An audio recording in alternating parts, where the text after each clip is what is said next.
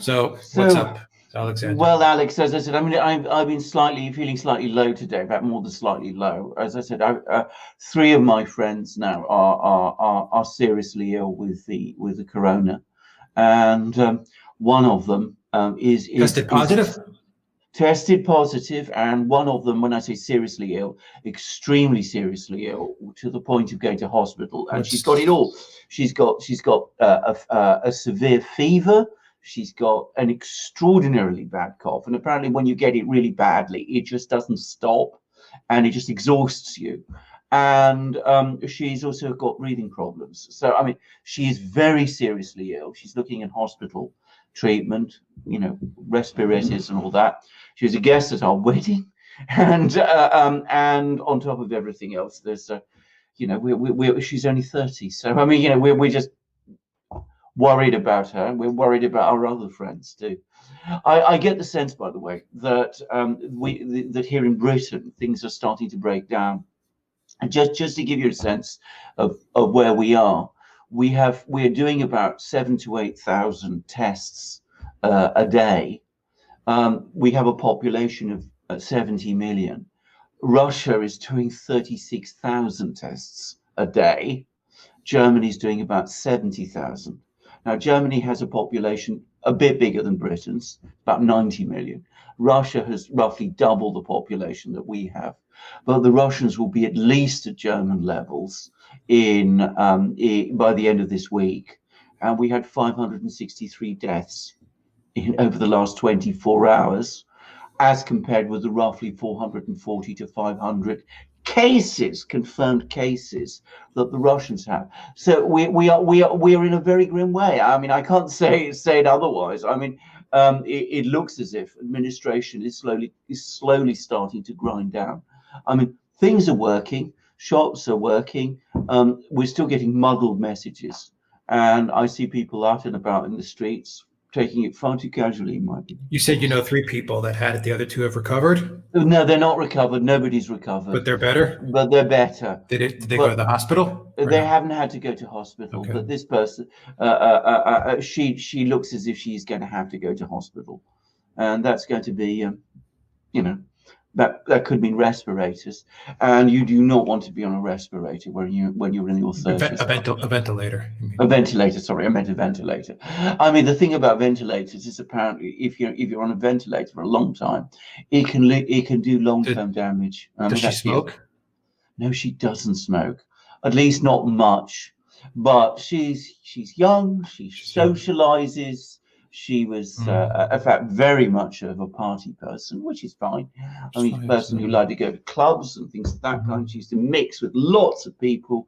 And I mean, the other thing she used to do, which I used to do when I was her age, she used to walk from work. She works in Baker Street, and she lives in North London. So it was about 45 minutes walk from work and back.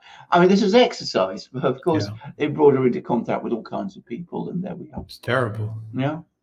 So it's not good. I mean, it simply isn't good. I don't know anyone. I don't know anyone that's personally that has tested positive. Well, so you're the first person that I know that knows three people. I know. I think the situation in Britain is worse than people know, because it's the two people who are still well. I mean, they had a real struggle getting themselves tested. So I mean, it gives you some idea. They told you that it's nasty. Oh, it is nasty. What did they tell you about, like, the bug? You know, like when you're sick. Yeah. I mean, all right, okay. It's much worse than any flu. I mean, this is what I've heard from those who've had it. Those three people who've had it. To give it to the one who's going to hospital is much worse, but the other two, what they tell me is that you get an incredibly bad headaches, temperature of around 38 degrees, which is that's hot. Not bad. It's not bad. The trouble is, it doesn't stop. That's the problem. That debilitates you, and then you have this terrible rasping cough, which doesn't stop, and you're coughing basically constantly all the time.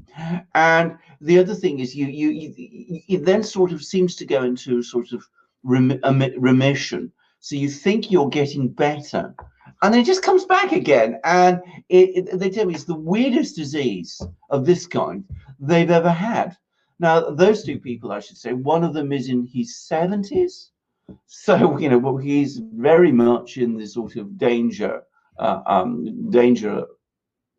age, but he's not had it as badly as my first friend. So, it tells you that the things are not bad, not well. And mind you, we're not on the state of Italy. Italy's just a nightmare. As far as I can make it out, Germany and the Netherlands have it, well, sort of under control. I mean, the reason they got more confirmed cases in Germany, I think, is because they're testing much more. But pretty much everywhere else in Europe is just falling apart now. And Cyprus, I think you have it reasonably under control, but then you're an island. We had 58 today. We had 58 today, and now they're putting military onto the streets. Well, I don't think that's under control, but I think they've taken it a little. Yeah, I mean, I don't see what good that does. I mean, what they're supposed to do, shoot people? That seems crazy to me. What are the military going to achieve in this situation? I mean, unless people, I mean, that's going to just, I'd say, exacerbate the situation.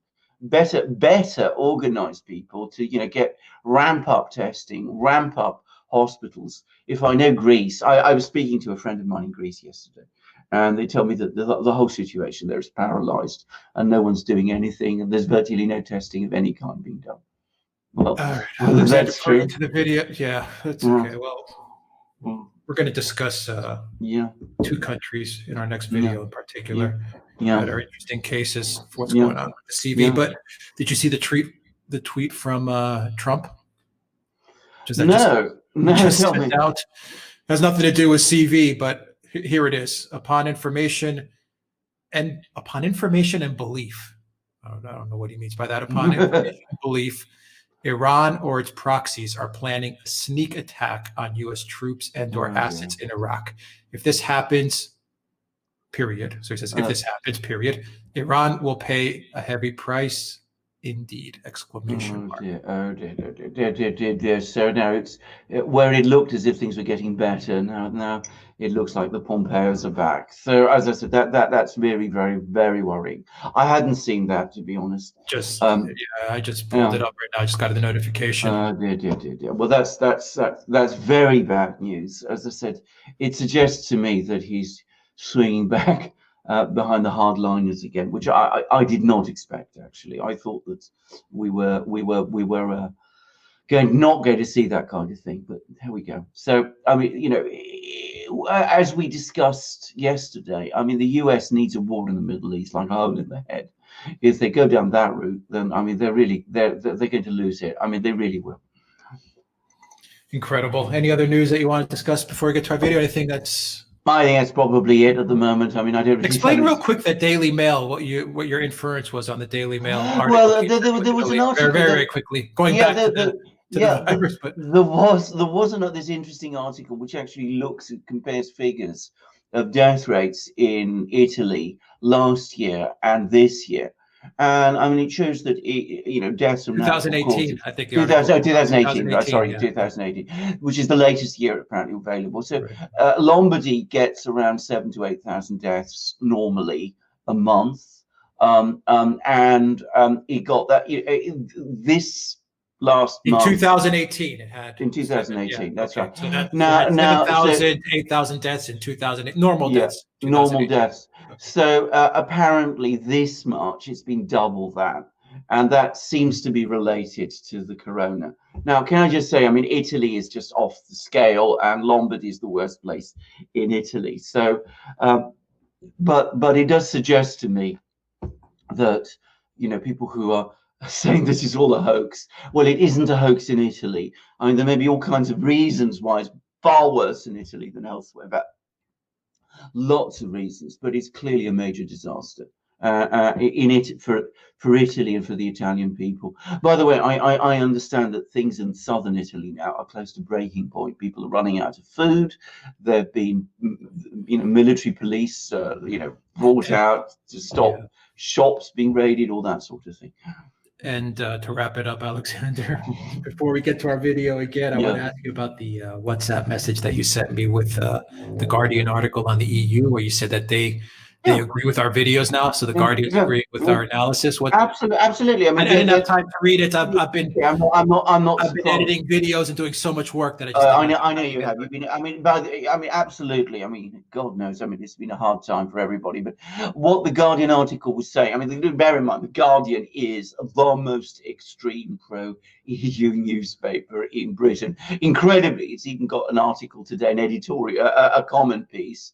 So we shouldn't have left the EU. I mean, they're still grinding on about that. But this article admits that the EU is in an existential moment, that it might not survive this crisis.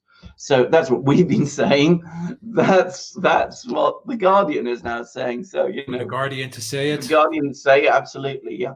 So I mean, yeah. So they still want us to stay. They still want us to go back. Something that they're admitting is about to fall apart. You want the UK to go Very back? good. Something is going to collapse. Yeah, Collapse. I mean, makes a lot of doesn't sense. seem vastly logical to me, but you can read it. You can read it there, and if you want to go to their website, the article that's the article which is all about going back in, or at least saying what a bad idea Brexit is by a man called Raphael Berg, who is a devoted Remainer and all that. But I mean, it's anyway. I'll read the article later tonight.